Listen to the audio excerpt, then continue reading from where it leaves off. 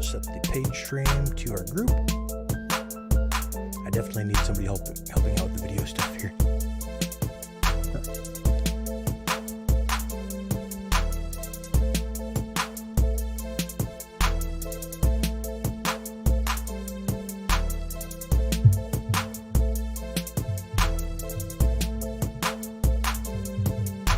Let's see.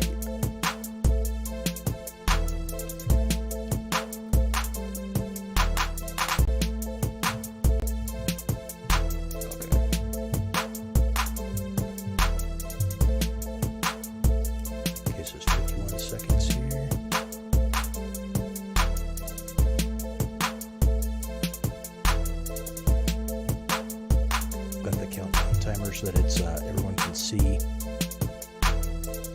the countdown. We go left at the same time. Makes it kind of nice.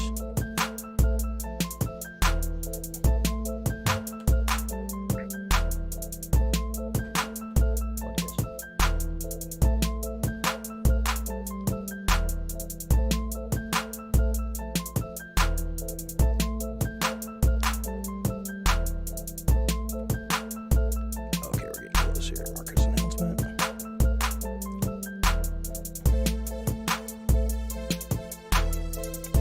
It is so hot in the studio with no air conditioning. Oh my gosh. Oh, yes. Terrible hot. I can imagine. Okay, we got 10 seconds. 5.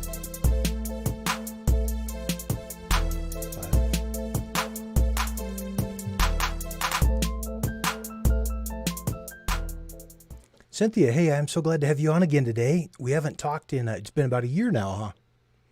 Yes. Okay, so anybody that doesn't know Cynthia, this is Cynthia Zhai from Powerful Executive Voice. You've got a crazy list of accomplishments in speaking. You spoke, in 5 continents, right? Yes. And so tell me about yourself. I know you've had you spoke to audiences of 12,000 and spoke at Singapore, all over different countries. And I was just looking at some of the crazy notes, but yeah, spoke in 5 continents and 18 countries, right? Yes, that's right. Awesome. Well, tell me a little bit about Powerful Executive Voice and kind of how you help people and what we're, what you do as far as teaching people to speak and become better speakers. Sure. Hi, everyone. I am Cynthia. I help people develop their powerful voice so that they can be heard whenever they speak, wherever they speak, and whoever they speak to. And so we do that to develop 2 areas. One is that their voice mechanism, so that they can sound more powerful. At the same time, there are also a lot of mental blocks that I've realized. So that's the other area that I help people develop so that they can break through that and speak with a powerful voice.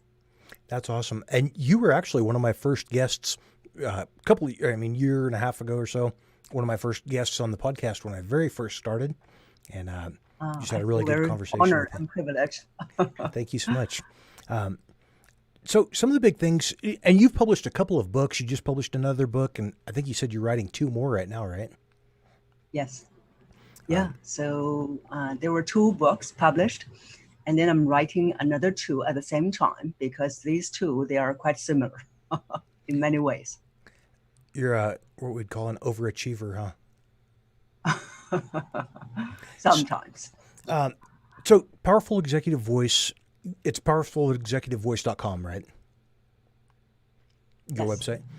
Now, tell us the services, kind of, do you offer that as I know you speak internationally all over the globe, but what do you offer as far as, or what tips do you have for somebody that's learning to become a speaker and, if they're just trying to get into that field? Sure. So besides doing speaking internationally, the other thing I do is to coach people and internationally as well. So I have clients from all over the world and coach them on their powerful voice. For someone who just started or who is thinking about improving their voices, the very first thing I would recommend them to do is like what you're doing, is to get some device and record their voice. And because a lot of people will tell me that, oh, I think I sound very confident. I think that I sound deep. But when I record it, it's not. So the recorded voice and the voice you heard in your head, they sound different. So, but the recorded voice is how others hear you. Yeah. So if you want to know how terrible you sound to others, record yourself and listen back. Yeah. So that would be the first advice. That's a good point. And, everybody says, they hear themselves on a voicemail or they hear a recording of their voice. And folks that aren't doing a lot of speaking often I hear them say, wow, that message doesn't even sound like me. We've got the cell phone stores. People record their voicemail and they think that voicemail doesn't sound anything like them, like it's something with a phone that sounds weird. And I hear the exact same thing. It's just they don't recognize that. And so...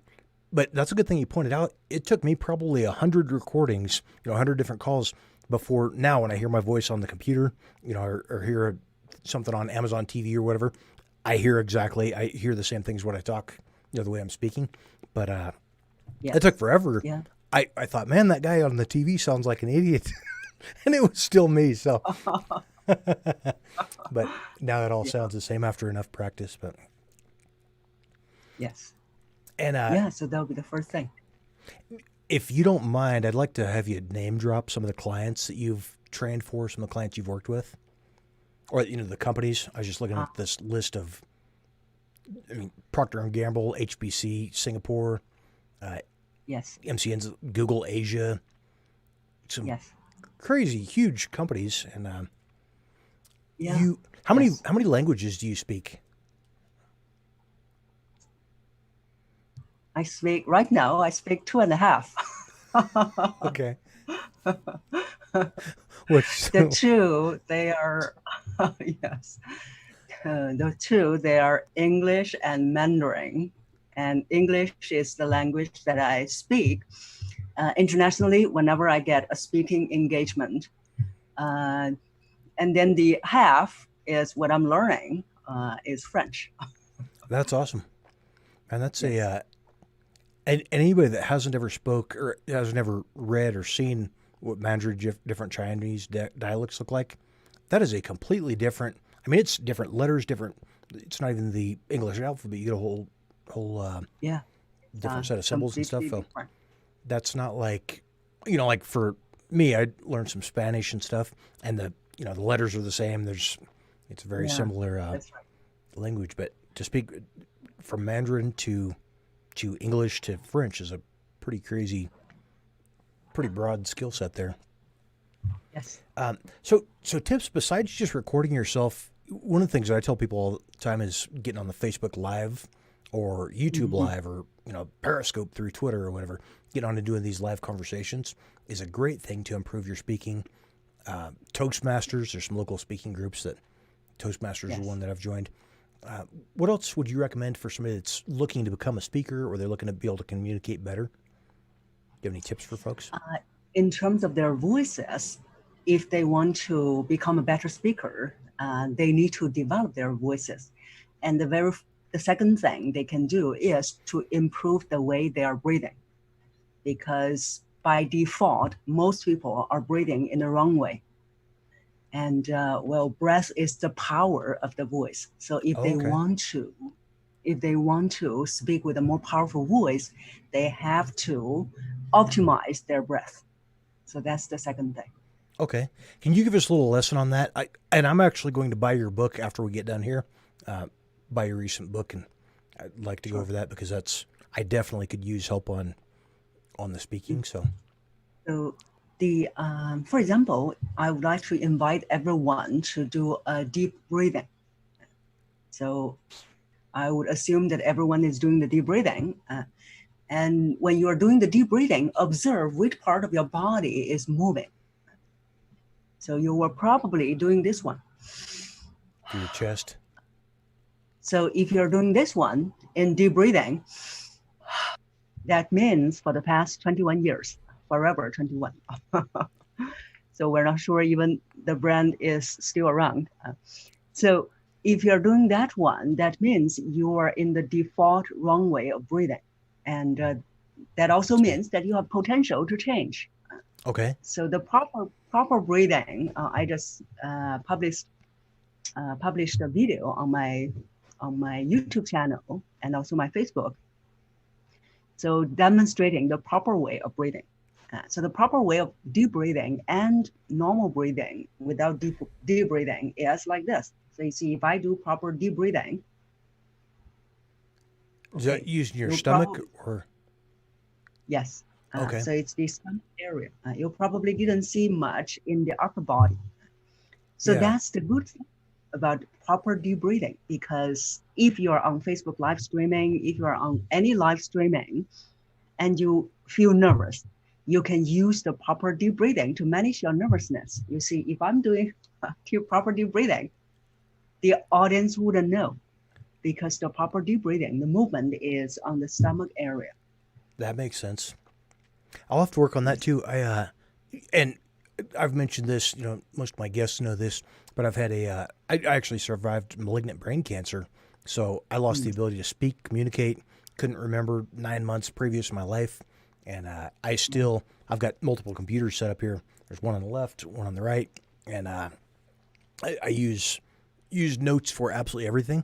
But do you have any tips on like that? What I've gone to more, I've got my highlight notes over here on the left where I can kind of look at the stuff that I'm supposed to talk about. And I basically just have a free open conversation. The last time a year ago or so when we did our first conversation, we had, I had everything scripted. And so even running a teleprompter, I have to be looking at the teleprompter because as soon as I look away, I forget what we were supposed to be talking about. Do you have any tips on that as far as somebody that's getting up if they have a hard time remembering? Is it easier just to? Yeah. So some of my clients, they speak in different conferences as well. So they said, I usually write down everything, but sometimes when they're too nervous, they couldn't find where they were. So I always recommend them, if you want to write down something, write down the opening and closing. So the opening and closing, because those are the parts that create stronger impact, and you want to remember the stronger impact parts if you have to write down the notes. And for the body part, I would recommend them to write down the key points. And that's where you also need to learn how to structure your speeches, your presentations better, so that it's easier for you to remember. It's also easier for the audience to remember. Okay. So no matter how long, how much time you have for a speech or a presentation, I would always recommend you have 3 points. For example, even for my 2 days workshop, I have 3 points. Now, of course, each point I can expand more. Under each point, I can have more points if I have 2 days. Okay. But if you have an hour or even just 3 hours, 3 points. And for each point, you remember the keyword for each point. You can write down the keywords on the screen. And under each point, it is also important how you expand the point. For example, the first point, let's say voice is important. And there's 3 reasons why they're important. Reason number 1, 2, 3. And under reason number 1, I can have an example, a story. Okay. So you have a point and then you have a story. And the story, I usually give it a name. For example, I have my swimming story. I have my bald uncle story. Okay. So under each point, you can write down the story name so that it can help you recall what it is. Okay, I will start using that right away. I've gone from, in the past, I would write down every question, line for line, the things that I wanted to see or that I wanted to say. And on speeches, I've spoke at different areas and, Caesar's Palace and different things. And it's very awkward to listen to somebody that's reading their speech word for word. And so I've figured out more, start doing the bullet point kind of thing. But I love the idea of having the main points with, the keyword, just say, okay, here's the keyword or, the topic and the story. And then a story is something you can remember, whatever it is, you remember that because it's happened to you. And so that makes a lot of sense to just say, okay, talk about that story. And if you've got more time, you can extrapolate. I love that advice. And also the stories. The stories are those that you always practice. You practice when you're with friends. You say, hey, the other day, something interesting happened to me. And then you just started your story. So in that way, your story kind of are imprinted in your mind. Yeah. Because you have been talking to other people about this story over and over again.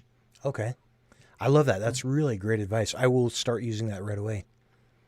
And then, do you have a friend of mine he's a preacher, has a good sized church and stuff. And, he says, you tell people what you're going to say, and then you say it, and then you tell them what you just said. So he kind of opens and closes with the same thing. Do you have a similar structure like that, or? I mean, as far as like, you mean the stories? Yeah, on your story. Okay. Yes.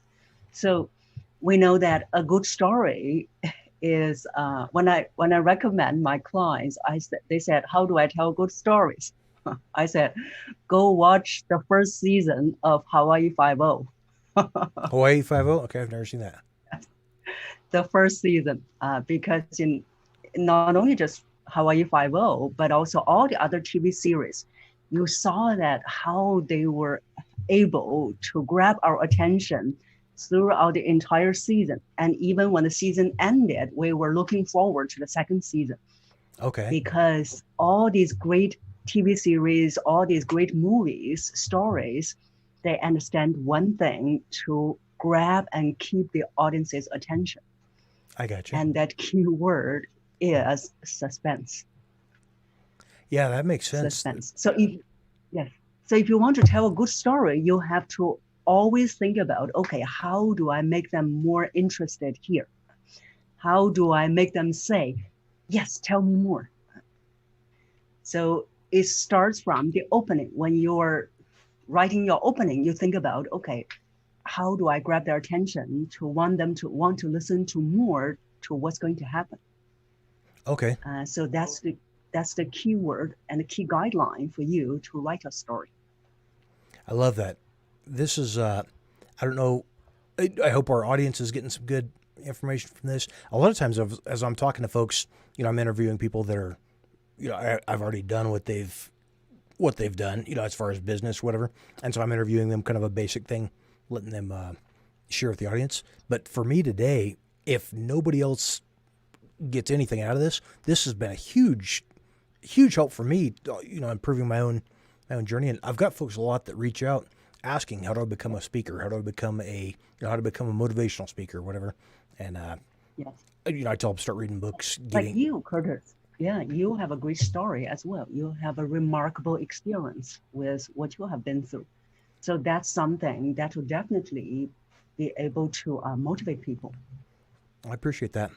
Yeah, what I was saying on that, though, is I will, if nobody else, I mean, I know there's a bunch of people watching, but if nobody else ever saw this, I would be really grateful for the tips you gave me today, because that's going to help out a lot as I'm speaking and things like that. So I hope our audience got some great information here too. And your website, that's powerfulexecutivevoice.com, right? Is that the best way to get a hold of you? Okay. And then your books, I would like to... What's that? Yeah. Oh, so I would also recommend them to check out my YouTube channel. Okay. So they can just go to YouTube and search Cynthia Voice Coach. They should be able to find my channel. Okay. We have more than 150 videos there for them to learn and improve. Okay. I will check those out as well. Sure. And then your books are available on Amazon, I've seen. Yes. Is there tell me the name of your two recent books. So the first book is Influence Through Voice. So that's the book where I lead them step by step how to develop their powerful voice. So if they want to learn more about developing their voices, then I will recommend the first book. And the second book is Unleash Your Voice. So it is a book on public speaking. And so I co-wrote with other women. And so there are different chapters about how to become a public speaker. Okay.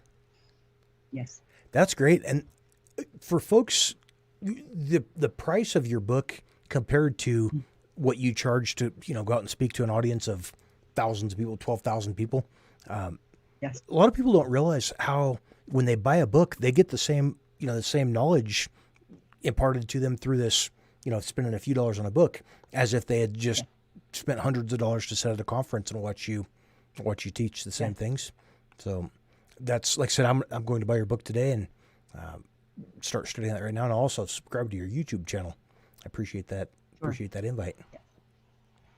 Except I don't have the physical copies with me anymore. If I had, I would give you a copy as a gift. Well, I'm going to mail you a copy of my recent book here. Okay, thank you. So I'll drop that. I'll get your address when we get done, and drop a copy to the mail, copy for you in the mail. And but I'm going to buy your books on Kindle here and start studying them. Well, thanks again. I sure appreciate you being on, Cynthia. No problem. Really good catching up with you. Yes, me too. Cool. Thank you.